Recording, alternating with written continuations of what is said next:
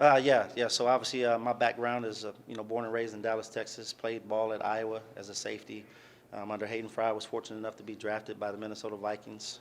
Played roughly about 6 years in the NFL. Got into coaching at Kansas State under Bill Snyder as a GA. 1 year there, 1 year at Western Illinois, 1 year at Minnesota, 5 years at Wisconsin with Brett Bielema, 5 years at Notre Dame. Originally with Brian Kelly and his first staff, and then I left and went to Oklahoma for 5, Tech for 1, back to Notre Dame for 2, and then obviously, LSU is a special place. Growing up so close in Texas and just obviously being a college football coach, you know that this is a top 5 job in America. So the conversation with Coach Kelly was pretty easy when he wanted me to come down to join him. You've been with some pretty amazing coaches there. I mean, it's a lot to learn from, I guess. What about Brian kept you coming back? I think the older that you get in this profession, you realize that it really is about people. And I had a tremendous time from 2010 to 2015 at Notre Dame. My first time working with Coach Kelly, and just knowing who he is, knowing the expectations, knowing his program, knowing the structure that he's going to bring and put in place here, was a pretty easy thought for me to come back and join him. Just in the last couple of years, we've seen more of the corner coach and the safety coach separated. Why is that? What does it offer each group? Yeah, I think that specifically nowadays, with the way the offenses are built, the defenses are typically, split from one side to the other. And, particularly I think that from the skills that a corner needs versus what a safety needs is completely different. And it's hard for one guy to coach those specific techniques, and get the most out of each player.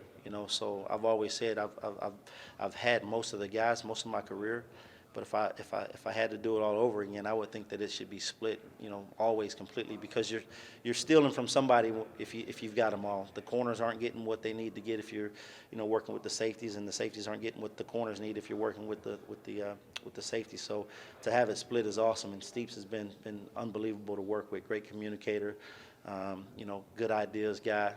So I'm really looking forward to working with him. Your thoughts on the acronym DBU? DBU.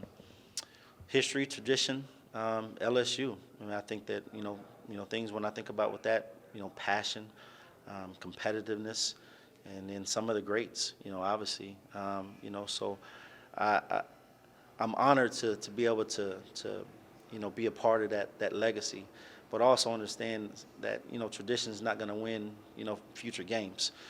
So what I've just harped on with the guys right now is they've just got to understand, one is we've got to get the right guys in here from a character standpoint, cultural standpoint.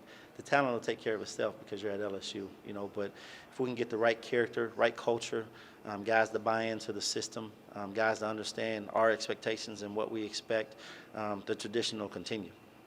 What is it that you look for in a corner during recruiting, and then also hitting the transfer portal? Obviously, you guys had picked up a lot of those. Yeah. The obvious thing is talent. So, they've got to be able to play this, to have the skill set to play here and in the SEC. But again, the biggest thing now is they've got to be a fit from a character standpoint, from a cultural standpoint. I mean, to me, that's everything, because if you bring the wrong kid in from a character or cultural standpoint, it could devastate your room. You know what I mean? So we wanted to make sure that we looked for kids that, one, had Louisiana ties, because we felt like, a kid is always going to play and have a little bit more passion if he's able to play for his in-home state school. And all those kids that we brought in the back end are Louisiana kids, in some form or fashion.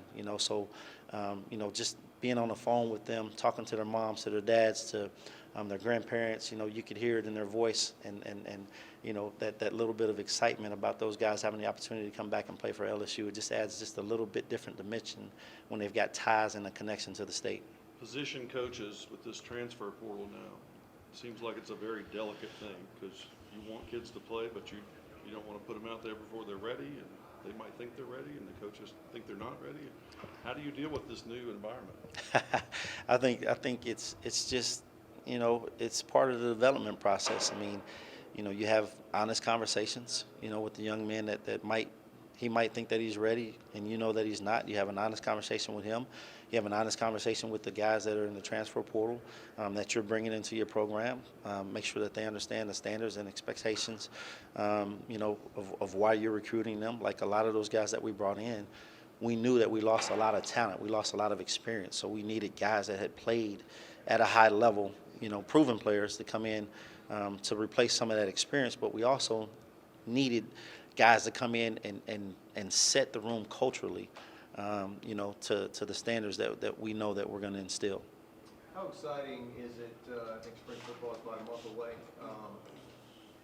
for you guys to get out there and start molding the team and everything when it's your first team? Oh man, that's the best. Like I can't wait to get on the grass. Like all this meeting stuff is good. Going through HR, I'm glad that all that stuff is over with. And now we're in the process of offense, defensive, special teams of learning each other, learning the system. Figuring out how to get on the same page with the terms and things like that. But being on the field with the players, that's why we coach. That's what we do. Why we do what we do. So that we're all looking forward to. I mean, you've said character 3 times now, so obviously that's something that's important to you all and something that you're stressing. What is that? What does that look like for Brian Kelly to step? Yeah, it looks like being on time. It looks like a guy that has attention to detail. It looks like a guy that has great passion. It looks like somebody who's not afraid to call their teammate out, but not in a negative way. You know what I mean? It looks like somebody that's going to, not necessarily, just be a great player himself, but someone that's going to be able to lead and bring the group with him.